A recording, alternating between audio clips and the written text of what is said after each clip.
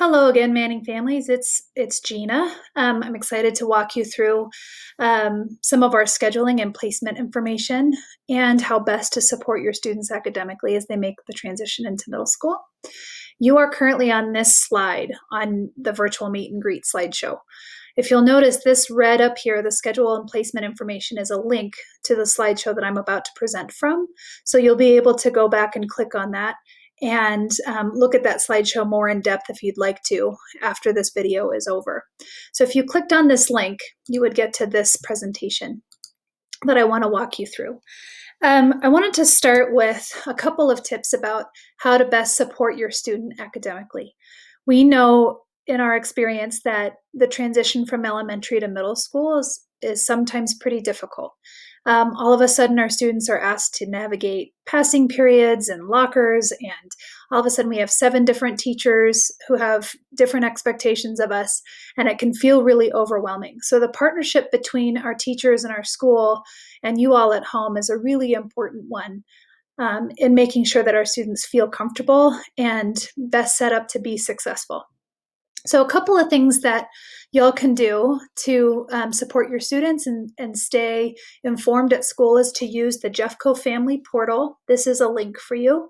And one of the most important links on the Jeffco Family Portal is here, this Infinite Campus link. That's a way that you can look at and track your students' grades. It's a great way to watch their progress in each of their classes. Another tool that I've shared on this slideshow is this Jeffco's Parents Guide to Google Classroom. Most of our 6th grade Manning teachers will use Google Classroom as an online platform to organize all of the learning materials that students will engage with. It's a great way to know what they're working on and what they're reading and the kinds of questions that they're answering in their classroom. It's a great way for you to know what your students are up to in each of their classrooms. So I would encourage you to get Google Classroom on your computers at home so that you can engage with what your kids are learning at school. Another great way for you to be a great support system to your students is to be in contact with their teachers. If you have a question about a class or a grade, the best person to answer that question is your student's teacher. There are 2 easy ways to get to our teacher's contact information. The probably quote faster one is in this Manning staff directory, and it's in this Our School tab of our website, staff directory down here, and it will give you just a quick list of our teachers by department and a hot link to their email. If you wanted a little bit more information about each of your students' teacher, this Manning department information is a great resource as well. It's under the Academics tab, and you would click on each of the departments. You'd be able to see the student's teacher, a brief biography about their educational history, when they have tutor time, so when your student can go in and get some additional help from the teacher outside of the school day, and then some of their online resources. So typically a link to either their website or their Google Classroom or their Schoology. So both of these places are great places to get information about your students' teachers. The last thing I wanted to say before I moved on is that a really important skill for students to master in middle school before they transition to high school and get ready for the world beyond that is to learn self-advocacy skills.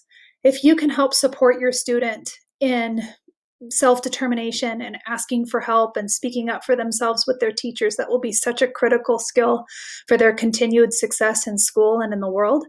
I know that middle schoolers are young and self-advocacy is a hard thing to learn.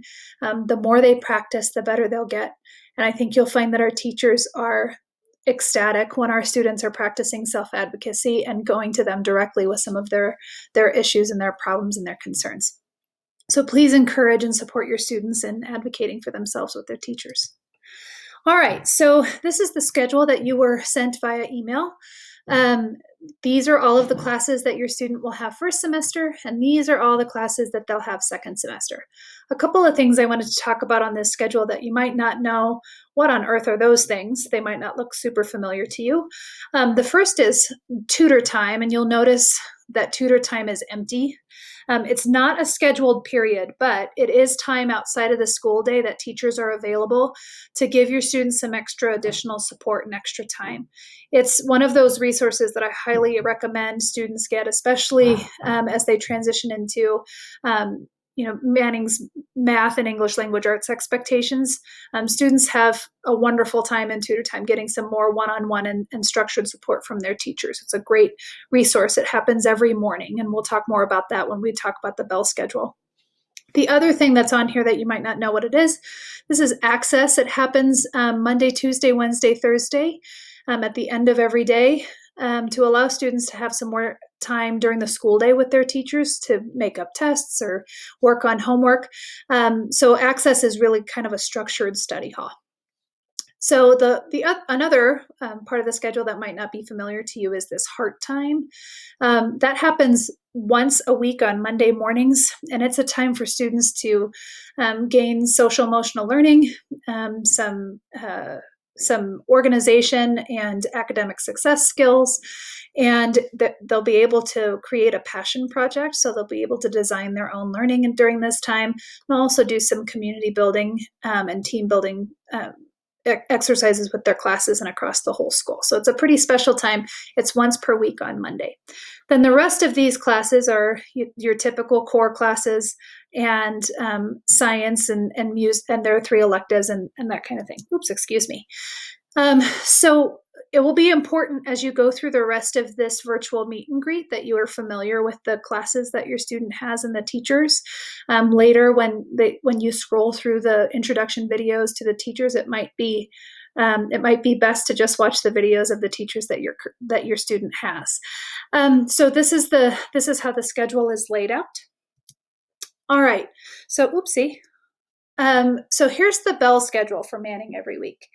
You'll notice that we have an alternating block schedule Monday through Thursday. So on Mondays and Wednesdays, students will be in periods 2, 4, and 6. And on Tuesdays and Thursdays, students will be in periods 1, 3, 5, and 7. So another couple of things that I wanted you to take note of is that every morning, different classes have tutor time from 7:50 until 8:15. So this is that structured time outside of the school day that students can get some additional support from their teachers. Each class has a different day of the week that teachers are available. Math teachers are available every morning to support students in math. So again, Mondays, Heart Time begins the week. And I also wanted you to notice that on Wednesdays, we release a little bit early. So from 2:25, most students are released from the building. If a student has an F in one or more of their classes, they will be assigned to stay for achievement time in the library, which provides them some additional tutoring support and some additional time to complete some assignments and get their grade up. So this is the schedule. Before and after school. So often we get a question about, what if I need to drop off earlier than 8:20? I'm so sorry. I don't know why my computer keeps doing that. So what if I need to drop off earlier than 8:20?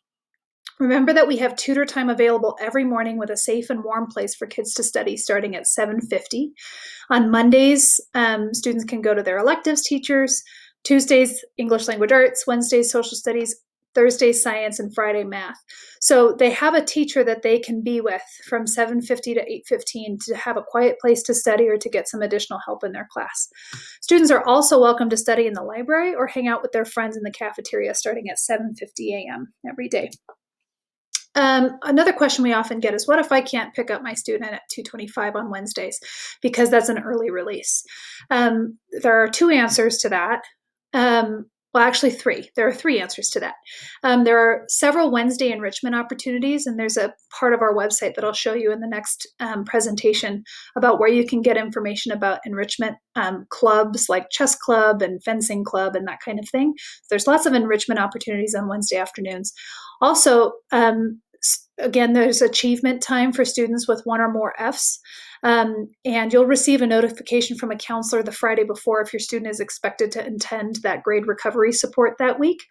Also, we offer after-school care in partnership with Denver YMCA. So if you're unable to pick up your student at 2:25 or even 3:40 the rest of the week, you're welcome to use that service with YMCA for some after-school care.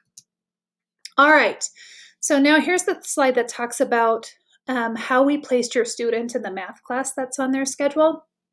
So essentially there are three pathways through math at Manning. There's the traditional pathway, there's the honors pathway, and then there's the accelerated pathway.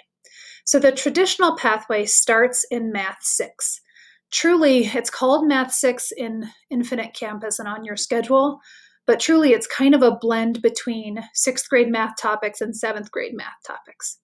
If a student gets an A or B in Math 6, they go to pre-algebra their 7th grade year and then end up in algebra their 8th grade year. If a student gets a C or lower in Math 6, they would go to Math 7 their 7th grade year, but they still end up in algebra their 8th grade year. What I want a lot of families to notice is that even if a student is on the traditional pathway at Manning, they will still end their Manning career 1 year accelerated in mathematics. Algebra is technically a 9th grade course. So then let's talk about the honors pathway.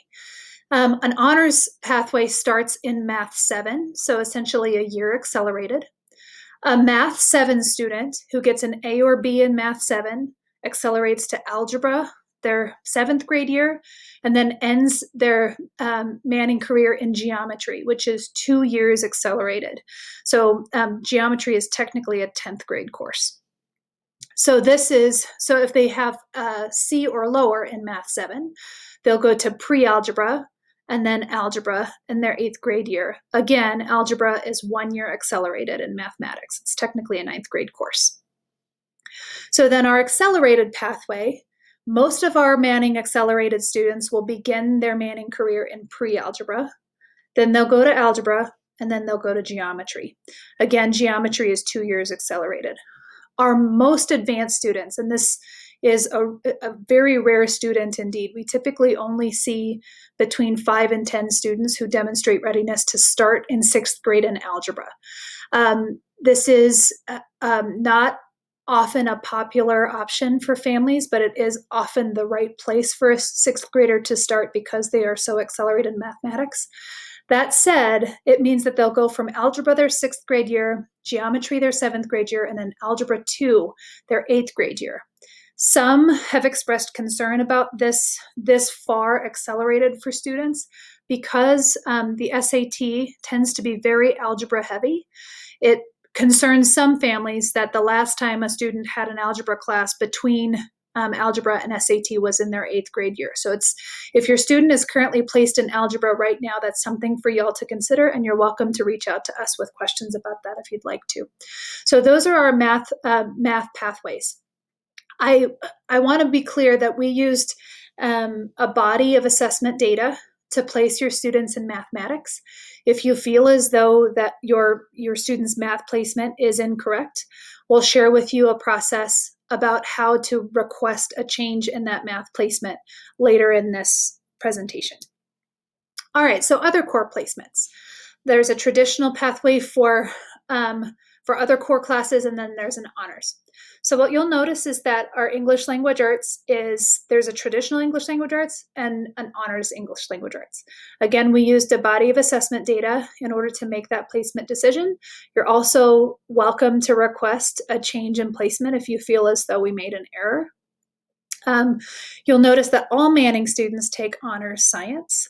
Our science classes are extremely rigorous, and they're lab-based and wonderful, but all Manning students take honors science, and all Manning students take traditional grade level social studies. That will show up on your schedule as World Area Studies, Eastern Hemisphere. All right, so if you'd like to request an elective change, you will need to fill out a schedule change request form. It is linked in the email that was sent to you. It's also linked in this presentation. So if you're requesting an English language arts or math placement change, we will request that your student take a placement test and ask your current teacher for their recommendation. We'll send you those details about placement tests and teacher recommendation when we receive your request to change their schedule.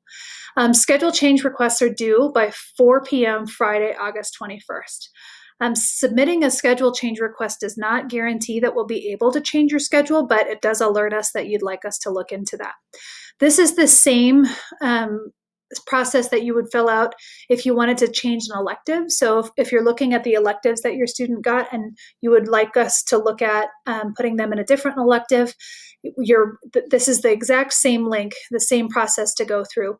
They won't, of course, need a placement test in order to change their electives. Again, if you request an elective change, it does not guarantee that we'll be able to make that change, but we'll do everything we can to make sure that students are happy with their schedules. So that is our video about our schedule process.